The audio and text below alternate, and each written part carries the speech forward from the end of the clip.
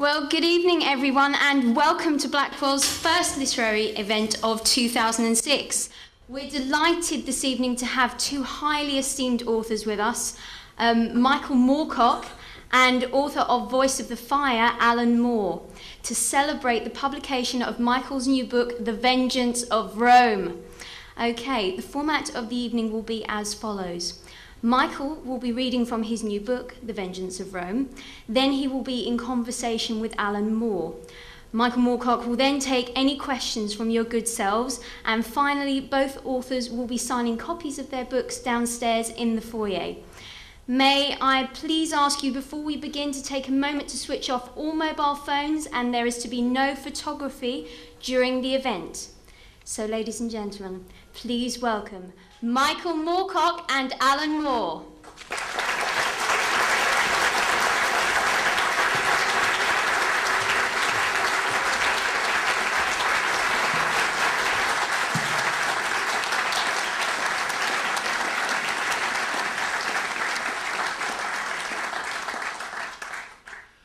Cheers. I'm Michael Moorcock, by the way. Alan Moore. And I'm just going to read a very short, and I don't know if we've got any feedback or not, in which case I'll move slightly further away from that mic. A very short bit from the book, which is the chapter 1, which gives us sort of a slight flavour of it, and I couldn't find anything else which wouldn't go on for about 3 hours, so I'll just do this quickly and then we'll have a chat. I'm doing it in the voice of the character who is a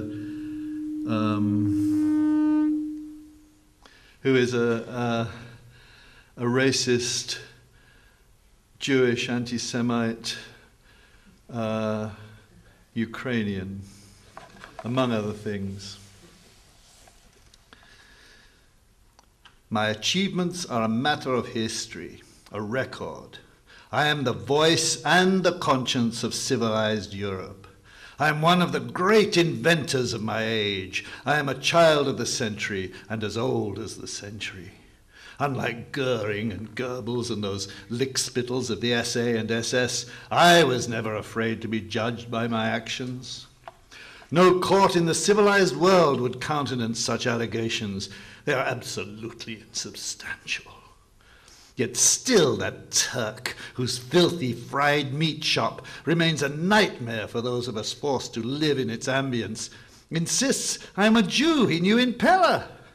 I would have been 5 years old. What could he remember? I suspect a familiar hand in this, but I am not allowed to say anything. These days, even a casual mention of Comrade Brodman means Mrs. Cornelius will mock me until we have a row. My heart is not strong enough. I console myself. At my age, I fear only God's disapproval. And there can be precious little of that in store for one who has devoted so much of his life to the service of Christ. I was always of an evangelical disposition and had meditated a great deal on matters of religion when in service to El Glaoui. So my conversation more readily turned to spiritual matters, which was why Mr. Mix sometimes likened me to an Old Testament prophet. We had discovered that our cattle truck was not going directly to Casablanca, and my normally genial darky had grown disconsolate. I reassured him that at least our train was bearing us away from the medieval dangers of Marrakesh and the sinister whimsicality of her Caid. And to pass the time, I attempted to instill a sense of our Greek faith into my loyal companion. At length, the usually easy-going black insisted that Baptist was good enough for him. He always felt uneasy around incense and chanting. That voodoo stuff gives me the willies, he said. Had I seen Ben-Hur, or was he thinking of intolerance? Confining my answer to the murmured remark that the early church was scarcely the same as Babylonian paganism, I was content to avoid controversy while we travelled in intimate discomfort, and as a result fell into the pleasant habit we had developed in the USA of discovering favourite films. We were both great buffs. Thank you.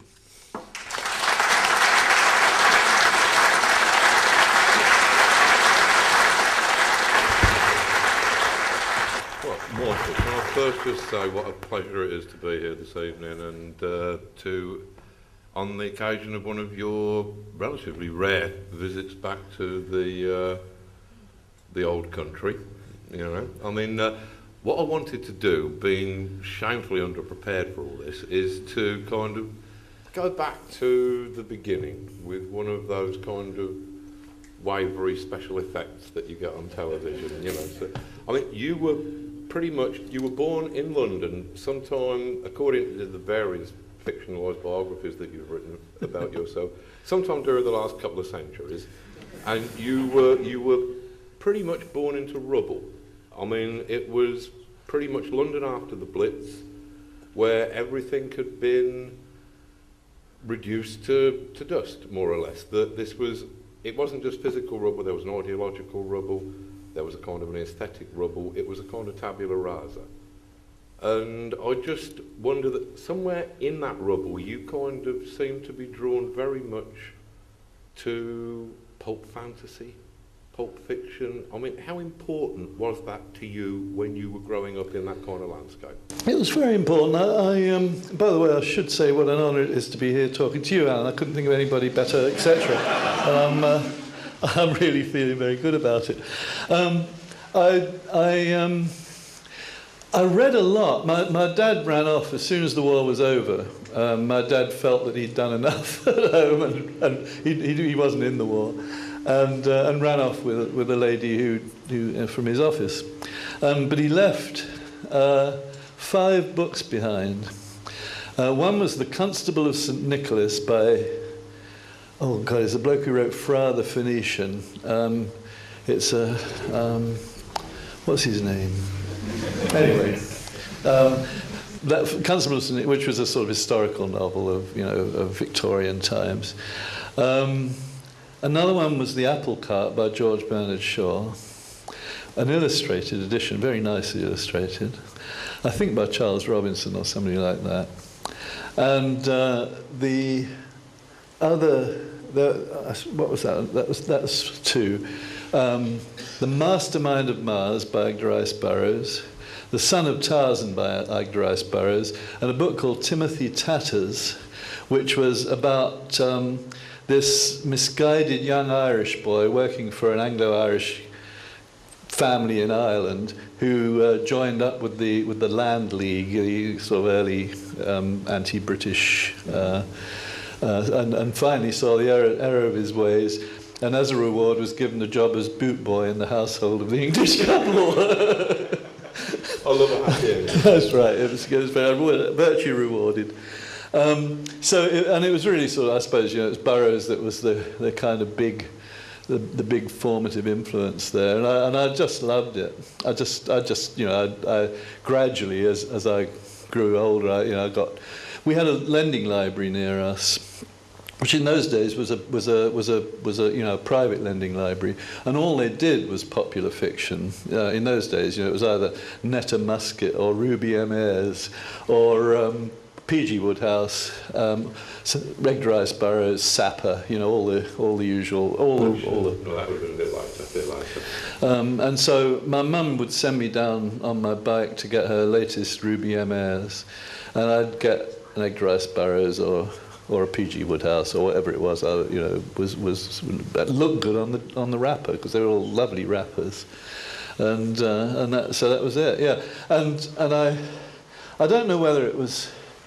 I actually really still look back with considerable nostalgia to the war, and I actually remember dogfights. I mean, my mum used to. I said to my mum a few years ago, I said, this must be a false memory because I can't, but I seem to remember as a kid watching these dogfights going on and what you call them.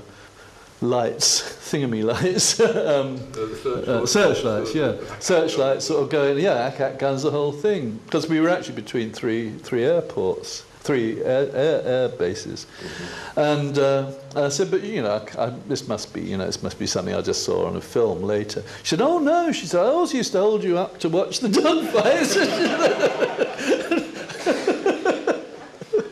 Giving some colourful memories.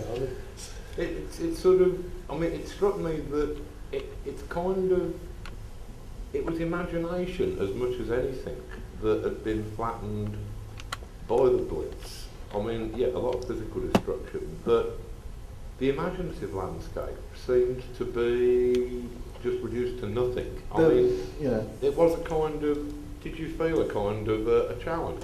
Well, it was the 50s, basically, which were the greyest period of all time. I mean, and romanticism was kind of reduced to, you know, to a bloke in a raincoat, either Humphrey Bogart or somebody in a grey and green novel. Not bad, but that was the level of romanticism. It was basically bittersweet, you know, idealism gone sour, that kind of thing.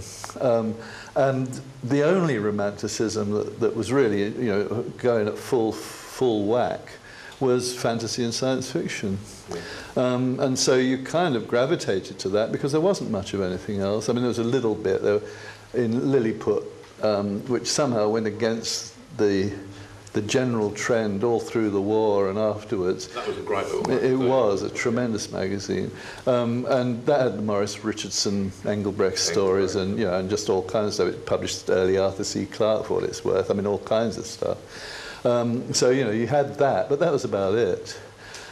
So I think anybody who was of a romantic disposition or was looking for kind of colour and a certain kind of iconography, certain kind of imagery, like The Pilgrim's Progress, which is the first book I ever bought for myself, you know, and I bought it, of course, not because I had any religious background at all, but because it had dragons in it and so on.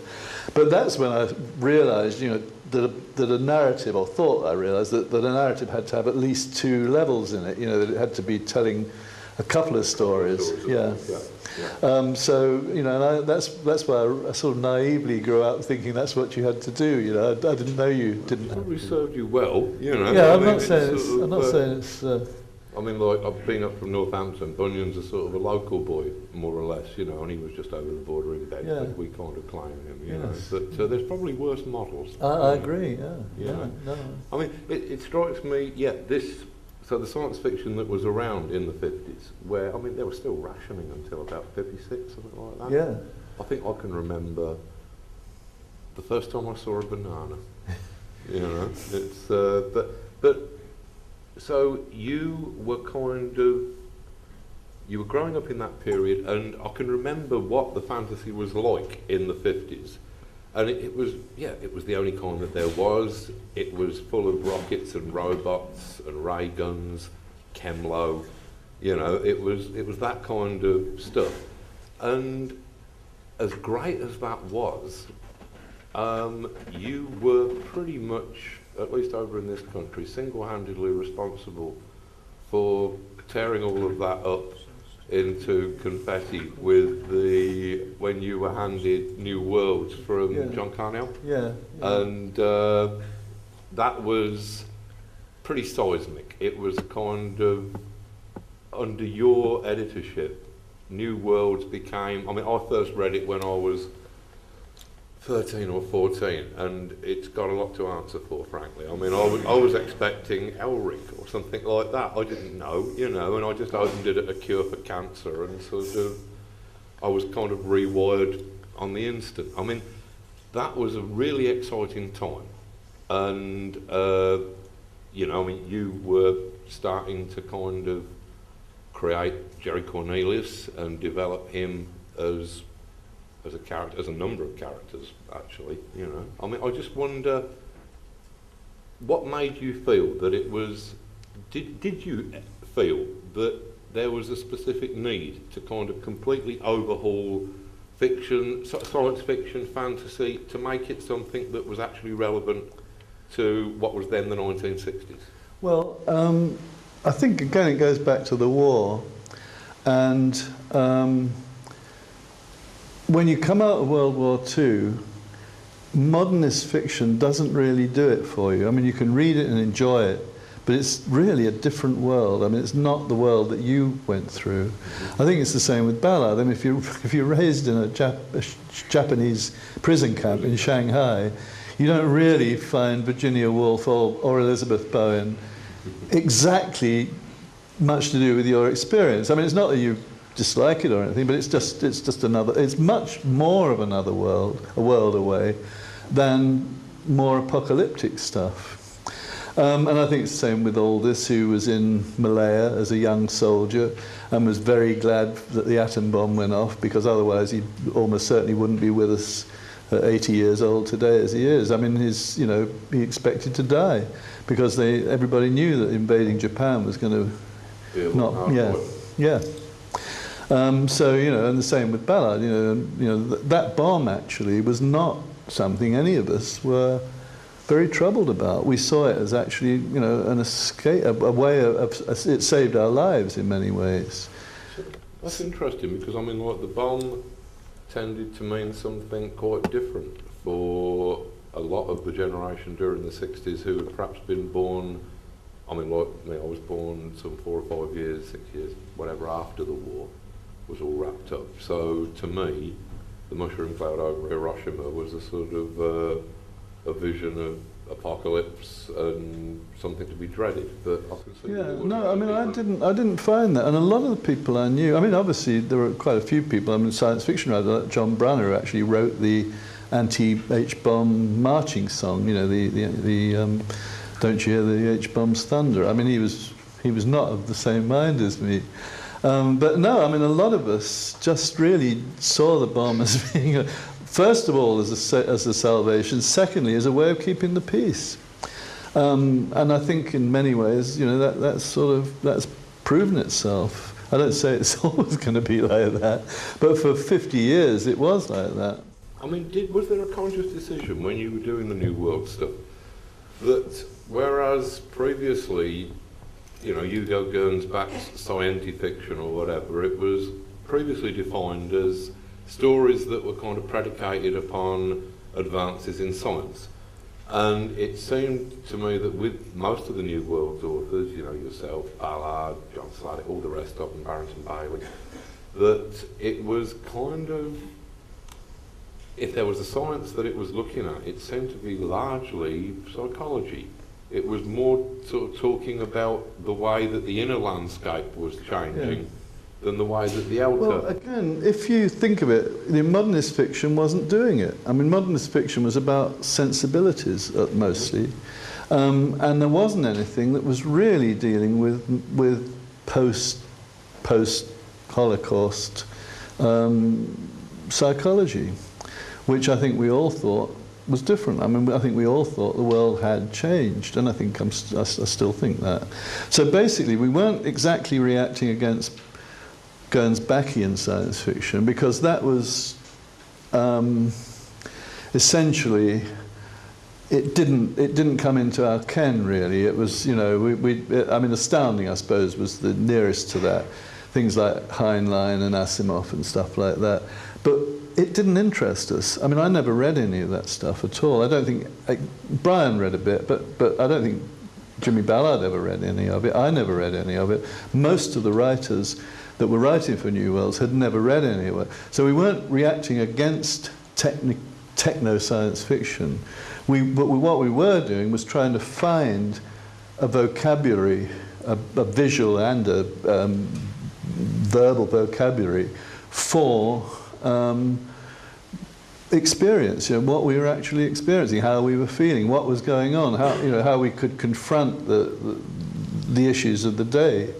And I think, I mean, it wasn't just New Worlds doing this. If you think of it, Pohl and Kornbluth and Sheckley and Bester, Harness, Harlan Ellison, Phil Dick, and they were all appearing in Galaxy, because Galaxy was kind of, it was run by H.L. Gold, who was an agoraphobe, so he hated space. I mean,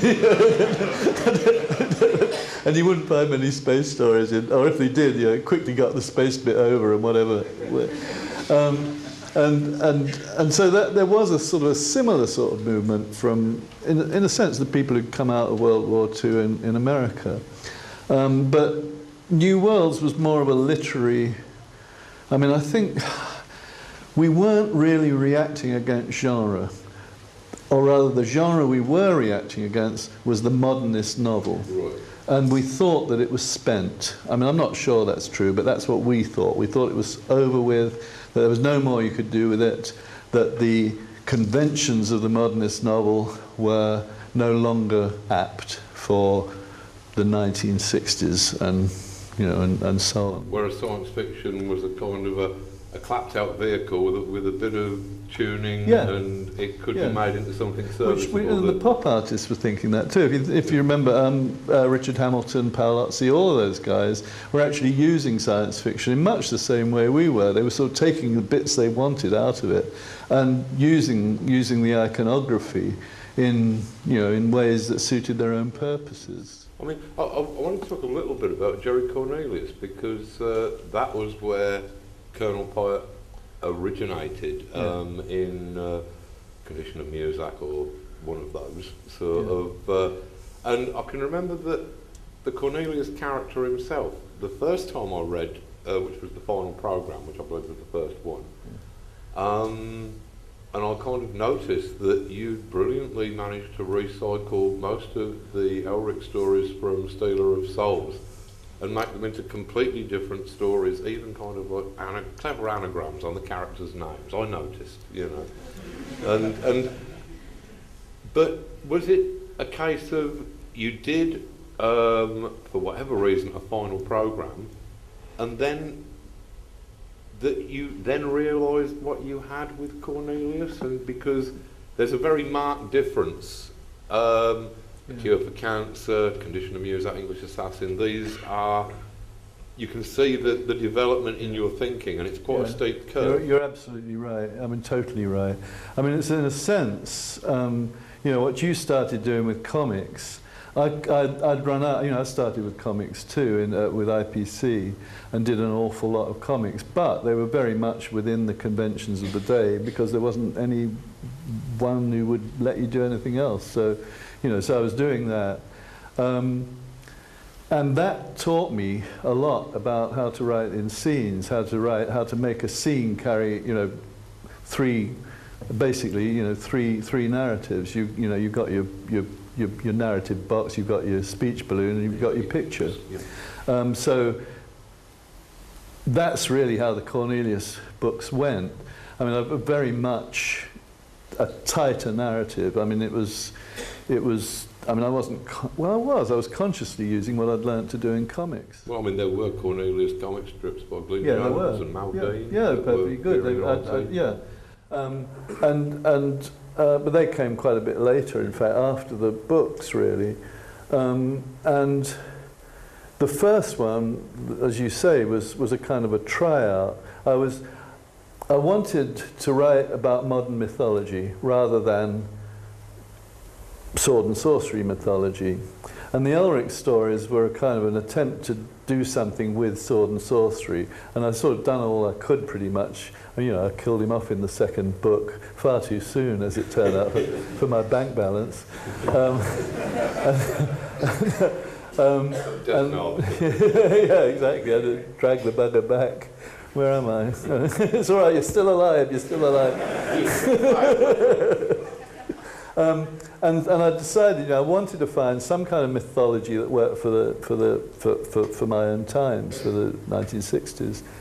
And so that's why I used the basis of those stories, and then shifted the mythology into the present day, rock and roll, all the and technology, all the various things, and drugs, everything of that period. But the first one's still feeling its way. I mean, I really wasn't sure what I was up to. It's a bit of this and a bit of that, and it's a bit of a rag bag. Even the structure isn't as good as I might normally do. I'm fairly proud of my structures, but I mean, in this case, I hardly knew what I was doing. Yeah, and I wrote the whole thing in 10 days, and that was it. I mean, which is a long time for me. I mean, 10 days is the longest. Well, I used to hear the rumours about sort of these trilogies written over 3 weekends, or sort of, that. I mean, yeah, and you obviously are a very, very prolific writer. I mean, it's sort of. I mean, the thing with Jerry Cornelius, I can remember when characters that had been created as interesting background characters, that you started to sort of bring other characters to the fore. Mrs. Cornelius, who is one of your, I think Angela Carter said that was your greatest creation. I think she did, yeah. I think she did, and I mean there's certainly a very good case to be made for that. I agree, she's my favourite. Yeah. A wonderful and wise, terrifying That's right. creature. Everybody's real mother. Absolutely.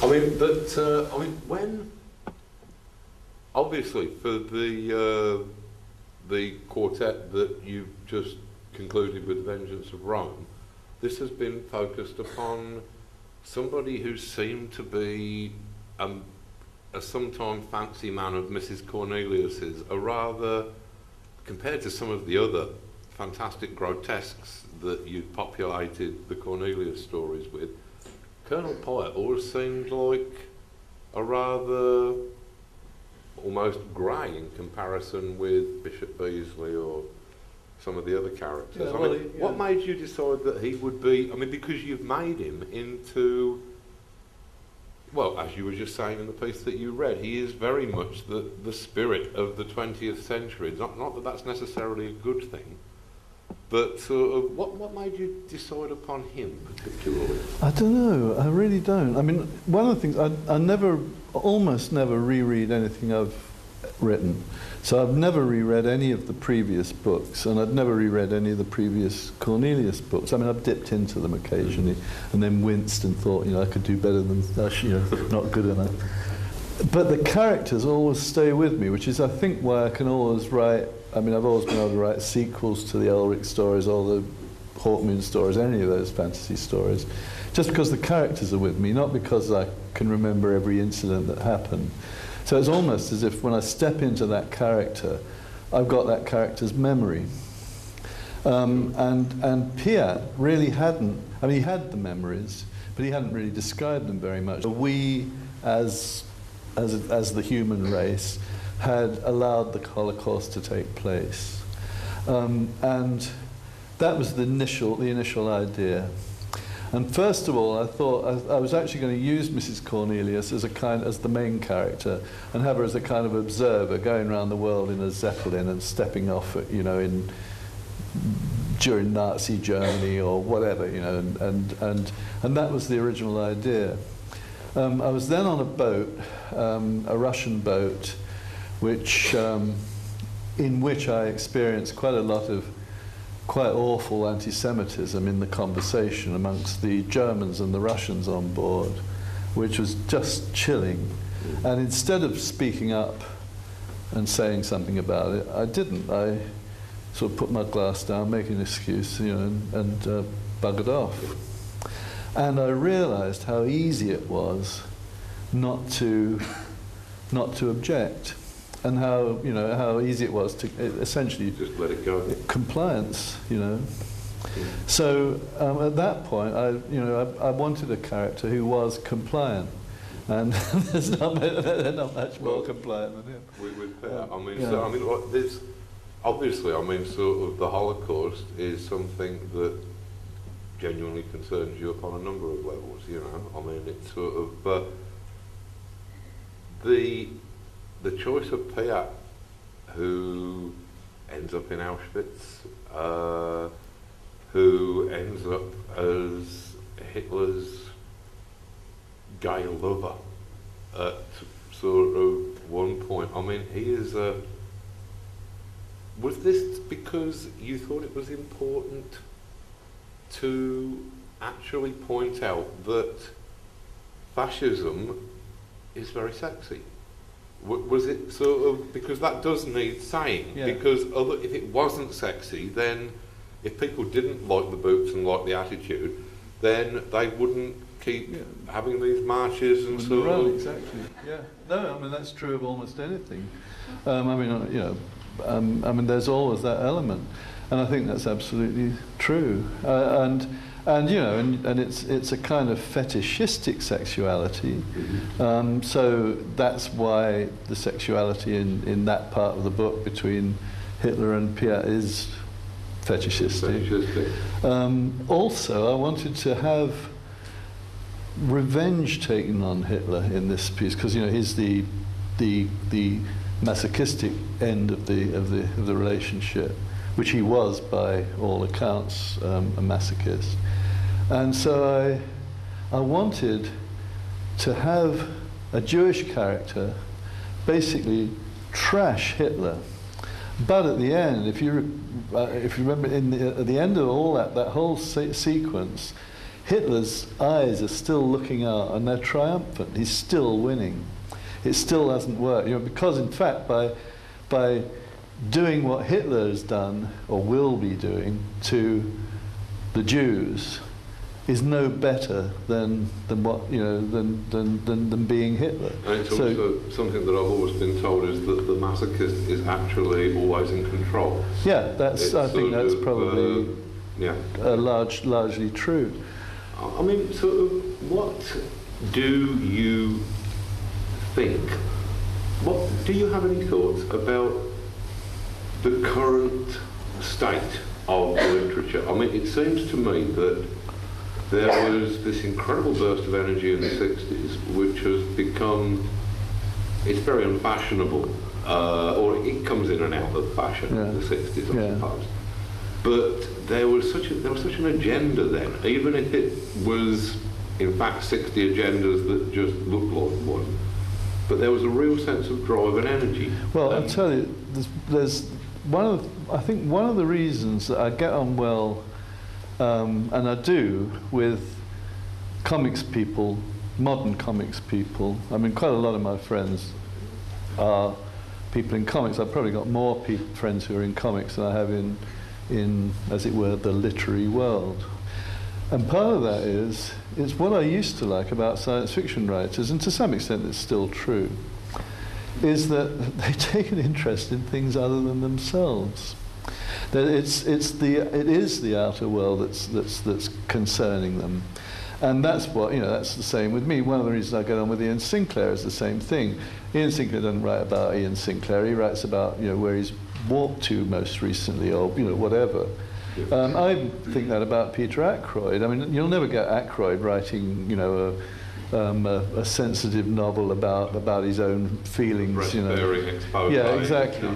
Whereas, unfortunately, I think what happened in American fiction, which was then imitated in British fiction, with people like Updike and Roth, and I'm not talking about their talent, which is often very good, but they influenced people like Martin Amis, Ian McEwan, Jonathan Ray, all these people, all the people who are kind of regarded as the canon, the modern canon. The Booker enclave. Yeah.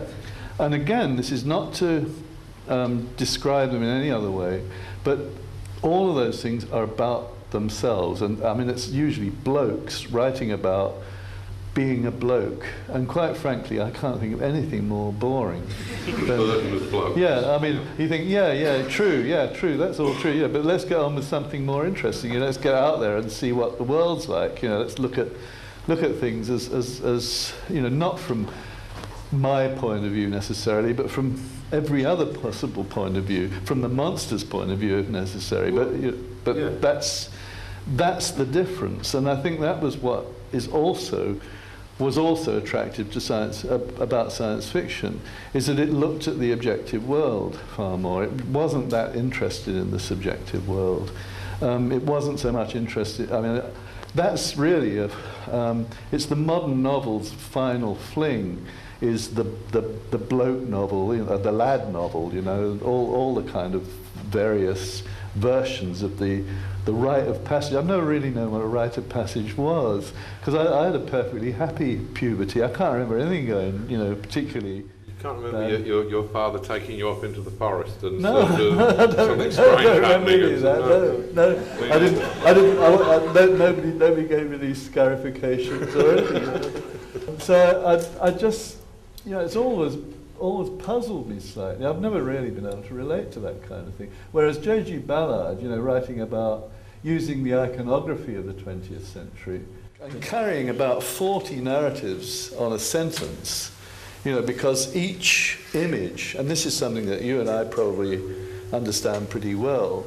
Every image has an awful lot of narratives. The better the artist that you're working with in a comic strip, the more story you're telling, and the more the person can go, the reader can go back and get a different story a lot of the time.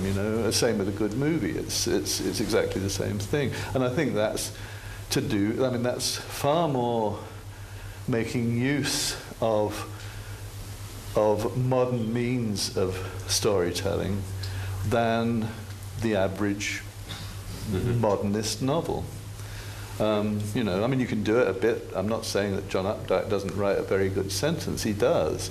Or that sentence doesn't have a lot of resonances. It does have a lot of resonances. But in terms of narrative, it's not really telling you another story. It's just telling you one. I wonder if also one of the appeals of perhaps what comics and science fiction is that at least before kind of clever dicks like us came along and screwed it all up, they were also the least self-conscious kind of art forms. That's the other thing. When I was growing up, there were two things that didn't make you feel self-conscious. In writing and music. One was science fiction, if you like, and all of that involved, and comics involved too. The other was rock and roll, because there weren't any comics journals, there weren't any melody makers dealing with rock and roll. It dealt with jazz, so you got a bit of that, but that was about it. No NME, no sounds, none of the things that came along later. No science fiction studies, New York Review of Science Fiction, all of this stuff that's come up since. They were despised art forms, absolutely, and all perfectly free. They got no mention anywhere. You wouldn't get Sunday Times mentioning any of those things at all. They just wouldn't be there. It'd be Cyril Connolly's latest or whatever it was, maybe a good thriller, and that was it. And so, as you grew up, it's very much, I think, like games, which came a generation after me, and gaming, is that you had something that was so despised, you could make your own, you could do anything you like with it. There was nothing to make you feel self-conscious about it. So you never, you could take it and, when the Beatles went into a studio, they never knew what they were going to come out with at the other end, admittedly they had George Martin helping them and all that, but they never knew how it was going to, how the record was going to come out. The problem with modern music a lot of the time, and not all of it, but much of popular music now, is that they know exactly what they're going to do when they go into the studio. It's going to be like that. As somebody said, the Beatles would go into a studio and there'd be about 50,000 influences going into a single, whoever it was, Chuck Berry, Bo Diddley, whoever it was. Nowadays, Oasis go into a studio and it's going to be the Beatles. If you're lucky, true. And I think it's the same with a lot of things that have become self-conscious like that. I think it's to some extent it's what's happened with fantasy, because publishers have found out that if you clone Tolkien, you're probably going to sell more copies of a book than if you don't clone Tolkien. You do something original. Yeah. That's the quickest way to poorhouse, really. So that's all. The amount of money that's invested now in all this stuff is another element to it. It strikes me that we've probably hideously overrun our 20 minutes, half an hour sort of casual chat. Would this be a good time to throw it open to some questions from the audience? Does anybody have any questions for Mr. Moorcock? Certainly, yes. First of all, it's really lovely to see you looking so well. Thank you. I wondered, a sort of two-pronged question, really. You mentioned where the sort of origin of this great quartet of novels came from, the desire to write about the Holocaust. But I wondered if you could tell us a bit about how you found Colonel Peart. And perhaps off the back of that, what it is about an unreliable narrator like him that reveals so much truth. I didn't want to write a portentous book about the Holocaust. There'd been a number of those which I hadn't thought were very good, which just took it full on, I mean, full of anger and so on, and understandable, but they didn't work as fiction for me. I mean, there are a lot of good books that were non-fiction. So that was the first thing, was to find a way of making it work in fiction so that it didn't have that kind of portentous tone to it, and just the standard kind of thing where, a family in Germany is going along fine, and then bit by bit they're picked off and the Nazis rise up, the usual kind of stuff. Which, I mean, there've been some perfectly good books like that. I'm not knocking them all, but it didn't seem to be enough to deal with how, all the elements that I thought had helped create the Holocaust had come into play. So the only way I could think of doing it was to have an unreliable narrator, so that he could be, as it were, representing the Nazis as well as representing the victim, which is probably why he works as a character, because we've all got friends that are their own worst enemies, and they do terrible things, and if they succeeded, you'd hate them, but because they always fall flat on their faces, you're inclined to think, you give them another chance, and somehow can't help liking them because because they're just not winning with all their machinations, whatever they're doing, they're just not winning. So I had to have a character like that. So in a sense, I had to have a character that encompassed as much of what I was trying to deal with as possible, who would carry, as it were, the narratives of the 20th century through to what was then the present day when I started writing it. And I've forgotten some of your question by babbling on, I'm sorry. Well, he's strangely lovable, isn't he? So I'm wondering if whenever I go to Notting Hill, that part of London, I half expect to run into it because he seems so... Well, that was the other thing, yes. He is actually based on a real person. There was a guy across the street from me who was a wife abuser. And he was known as the Old Pole. I don't think I ever remember... I mean, he must have had a name, but I can't remember what it was. And he was married to this rather wretched lady who, I mean, it's these, how these things work. I mean, there's always a kind of a terrible, duality going on in all of that. But anyway, my first wife and I would try to get her out of this abusive household where she was being knocked about. And so basically, my wife would try and get the kids and her off to either to us, but really not to us, because he could easily get across the road, but somewhere safe. While I employed him in conversation, like, how's it going? What do you think of the Jews? Oh, and he'd be off. And I mean,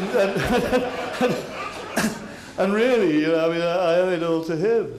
And if he'd have been a perfectly nice guy and had left his wife alone, I wouldn't be here tonight. I owe a lot to her too.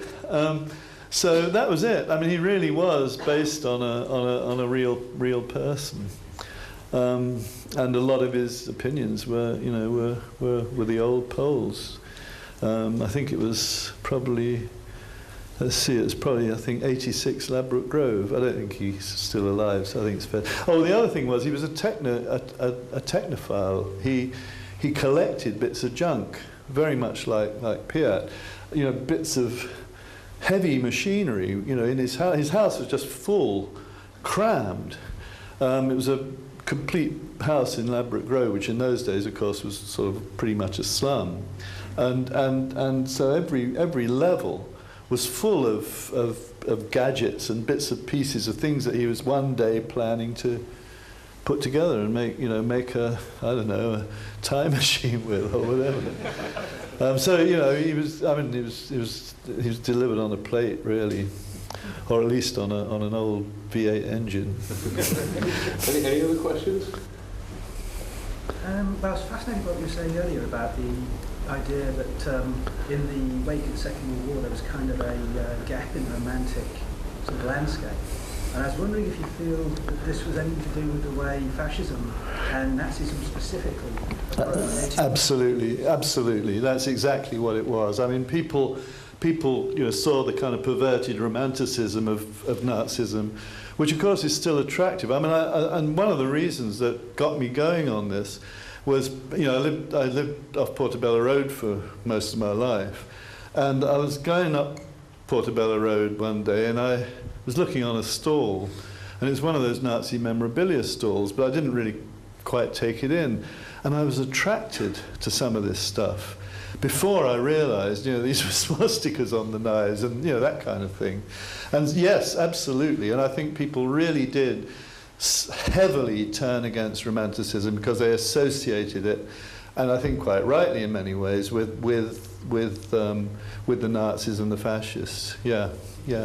Well, sorry, the other thing I was going to ask was, do you think that the kind of change of style and change of focus in science fiction in the 60s was a conscious rejection of that type of romanticism?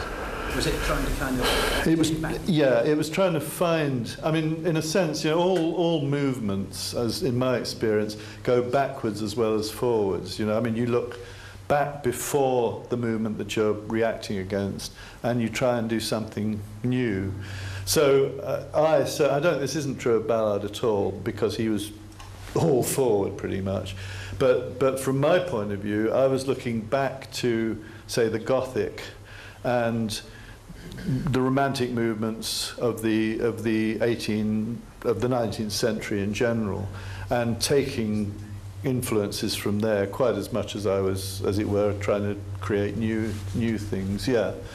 So and again, that's, you sort of leave the 20th century romanticism aside, because you can't really, because as you say, it's completely tainted, and you look back before that time and try and find something that works better.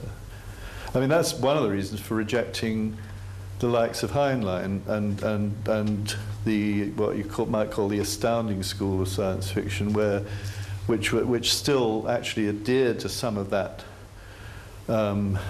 sense that if you got the right formula, you could have the right society, which is part of the other thing with fascism and communism and Nazism. So so you're rejecting all of that for that same reason. Any other Thanks. Hiya, I wanted to know where you get your inspiration for such great fictional characters like Elric and Von Beck. Well, again, largely from 19th century Romantic fiction, Gothic fiction, I would say. I mean, if I get any inspiration at all, that's where I'm getting it from. Well, so if I get, if I am at all inspired, that's where I'm getting it from. Again, it's a mistake. I mean, this is exactly what Alan's done as well. I mean, if you don't mind me imposing this. It's a mistake to jump from what immediately interests you, the sort of the current stuff that interests you, and then start trying to do something like that. What people who tend to be innovators do, they tend to go back to the origins, to the roots of whatever it is that they're curious about, and they look for how these things came about in the first place. And so you're going back to first sources. You're constantly trying, and I mean, I still do this consciously. I go back to, say, 17th century fiction if I'm trying to write something about the future, because it's the well springs. It's the actual real stuff. It's where it all came from. But it's no good. I mean, I think probably most of us in here would agree that it's sort of like the Xeroxes of Tolkien books are pretty dreadful. And if you do like Tolkien, it's probably better to go back to where Tolkien came from than just sort of start there and keep going. And it's probably it's why genre decays so easily.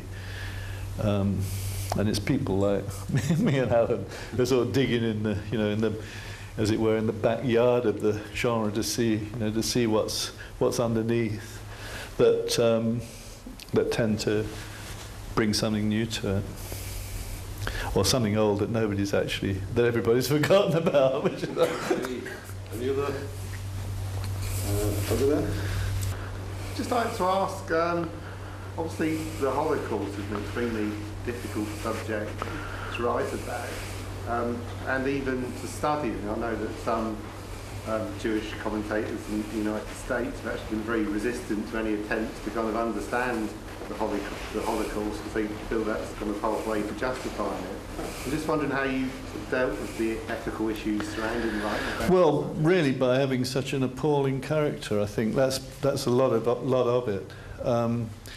I have never, as far as I know, ever had a bad review in the Jewish press, and Jewish audiences have always known what I'm on about.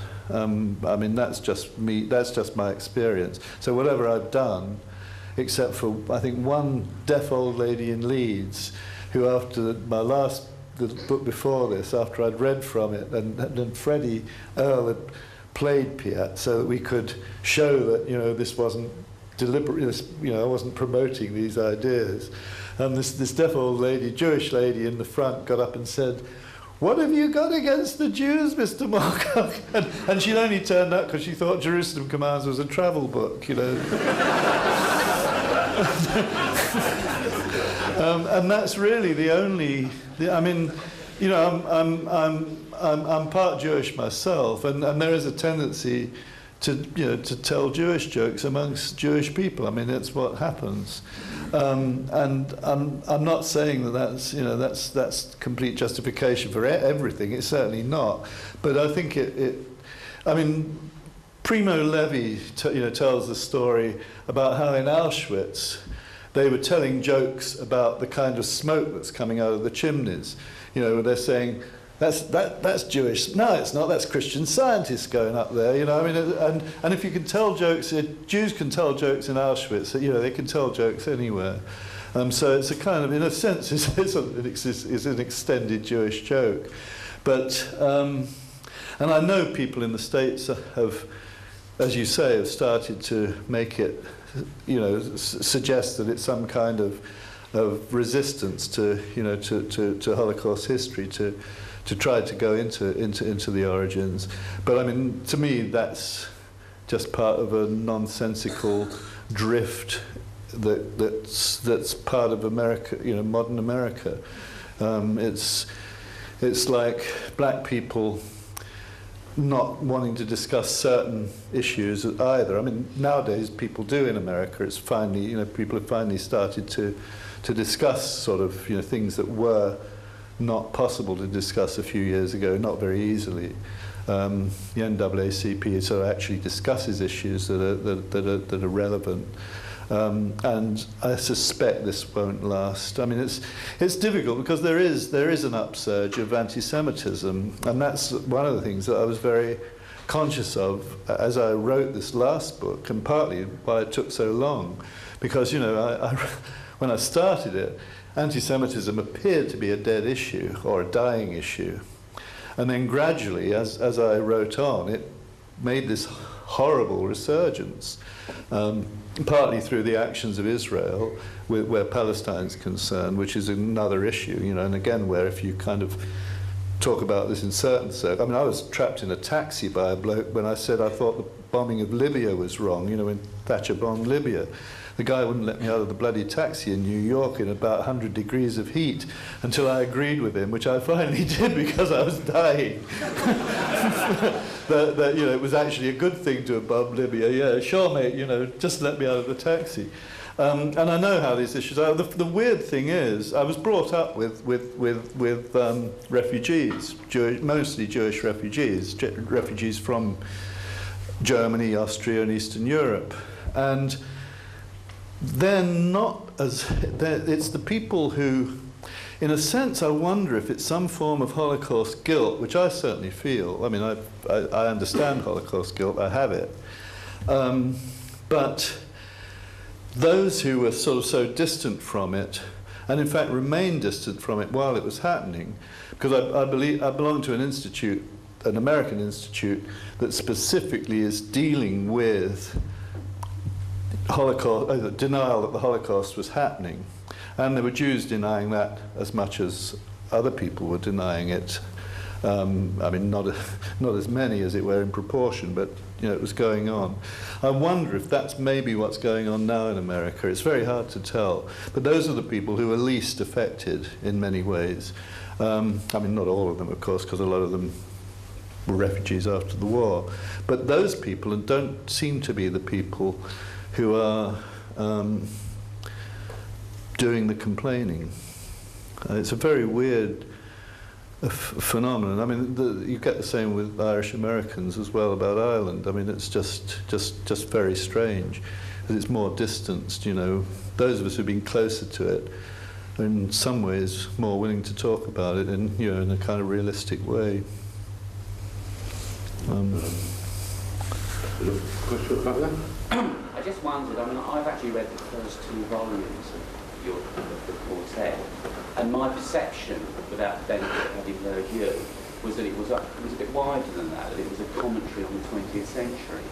And I just wondered 2 things, really. Do you see yourself in any way as a political writer, particularly in the context of what you said about kind of the interiority of mainstream literature, and whether you have any sense of progressing into the later part of the 20th century? Because I think dominant as the Holocaust is of that century, I mean, there is more as well, and it seems very, at the moment, with the revival of religious fundamentalism, it's a moment to look at that. Well, the Holocaust is the core of it. I mean, I must say that. That's what set me off writing the books. But I'm also interested, partly because of, I suppose, science fiction, and to do with the kind of the reliance on technology that a large part of the 20th century had. A sense that technology was going to improve our lives in all sorts of ways, and that technological solutions, as it were, I mean, basically engineering solutions applied to society, were somehow going to work to change our lives. So yes, there's a lot of that. And I think the 20th century was particularly like that. I am a political writer. I mean, I couldn't not be. I'm a political person. I'm very strong political beliefs, and I'll sometimes make enemies, particularly in Texas. Although that's not to say that every Texan, is a rabid fascist. Far from it. One of the reasons I like Texas is that if you like, the lefties in Texas have had to they're not casual lefties. They've had to defend themselves. And people like Jim Hightower and the people who work for the Texas Observer, which is a great radical paper, really know what they're talking about. And that's why I wanted to live in Texas. I didn't want to live in some kind of fantasy enclave where a lot of English people, or indeed, somewhere like Marin County, where I do go quite a bit, but I can't stand it for very long, because they're all liberal there, but it's a complete unearned liberalism. It doesn't have any, real, as far as I'm concerned, real substance. Texas, if you've got left-wing opinions, you're in trouble. I tell a story that shortly after I got to Texas, I was in a cowboy bar called the Gin U Wine Oyster Bar, Ginu Wine Oyster Bar, which has cowboy bands playing there 3 times a week and so on, and everybody in there is wearing Stetsons and boots. It's a formal wear really, and I was just come over, and I'm sitting there, and somebody's talking about, I think, probably socialized medicine, the Clintons, that's right, I think Clinton had just got in, so it would have been that. The Clintons are going to bring in socialized medicine, and I don't know why, I mean, some death wish. I said, well, as a matter of fact, I voted socialist, and I'm a great believer in socialized medicine. Where I come from, I know it works. And the bar went quiet. I mean, if there'd been a piano player, it would have stopped, you know. And this bloke, cowboy, must have been 300 feet tall. I mean, he's like King Kong in a cowboy hat. Probably his boots helped, you know. But anyway, he's a lot bigger than me or Alan. I mean, this was a big bloke. Alan and I couldn't have taken him on together, you know. And he comes over very slowly, and I think, oh, bugger, you know. Not that he was going to beat me up, but I was going to somehow get into some stupid conversation about I was a commie, you know, weirdo, all that sort of stuff. And he comes up to me, and he looms over me in his big black cowboy hat, and suddenly he claps me on the back, and he says, "Michael, you're a true Texan." And what that meant was that I was willing to stand my ground. And the great thing I like about Texas is that you do actually, you're judged, you know, they're not exactly left-wing in Texas. I mean, let's face it, overall. But if you do have that kind of, if you're willing to kind of hold your ground as an individual, you do get respect. It really is like, you know, like a John Wayne movie in that respect. So, you know, yes, I mean, you know, I'm not only, I'm willing to get lynched for my for my politics, I suppose. Luckily, I haven't been discovered that it actually works for you. But yeah. So yes, they're political books, and there's a lot of political. I mean, you know, I'm essentially a left anarchist. What would be a left libertarian, say, in the States. And which is another reason why it's possible to get on with people there often, because they're left libertarians. And you know, as you, I don't know whether you read the books or not, but or how many of them you've read, but the anarchists tend to come out rather well in. Yeah, that's right. Have we got time for one more question or something like that? Or whatever. I mean, Yeah, one more. Yeah. Okay, one more question then. Over there.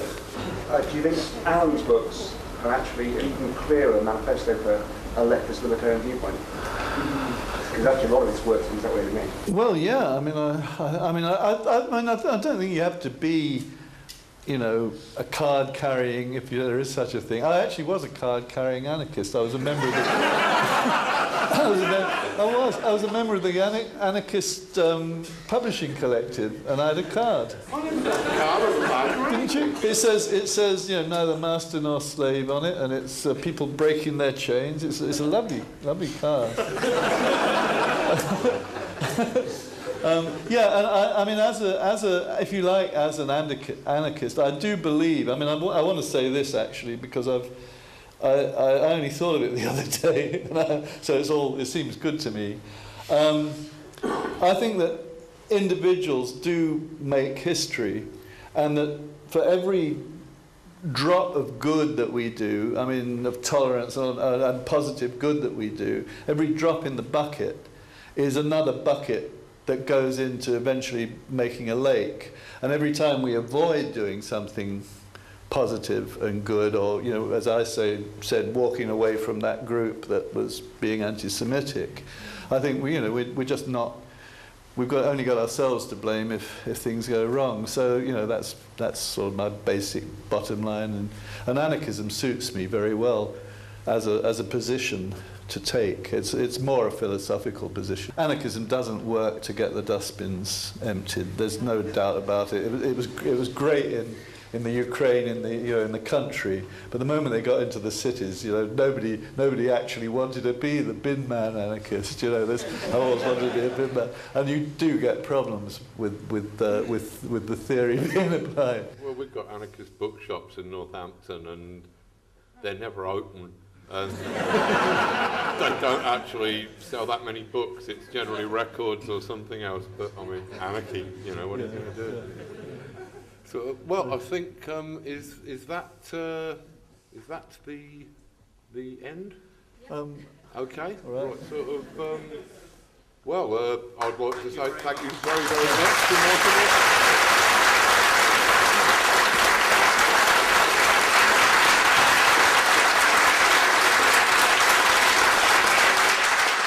So, ladies and gentlemen, thank you very much for coming, and have a good evening.